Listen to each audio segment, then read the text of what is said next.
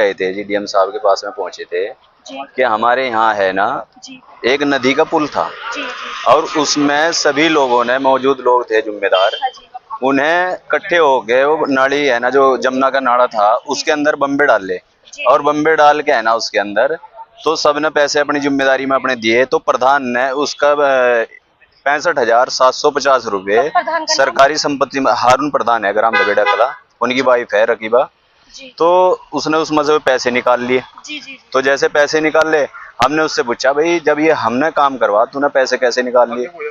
कि जी ये तो हमने काम करवाया, जी जी उसका कोई काम नहीं था करवाया हुआ। जिम्मेदार लोग भी है, गाँव में जाके पता भी कर सकते हैं, आप पूछ भी सकते हैं कि ये काम किसने करवाया, प्रधान की निधि से हुआ या गाँव के जिम्मेदार लोगों ने करवाया। उसमें हमारे भाई ये जाकिर भाई भी थे वहाँ पे, इन्हें भी करवाया, क्रेशर वाले थे कुछ लोग, उन्हें भी करवाया। तो हारून प्रधान ने एक दुकान बना रखी कोटे की, 2 दुकान है, 2 दुकानों में एक दुकान उसने अपनी निजी बना रखी।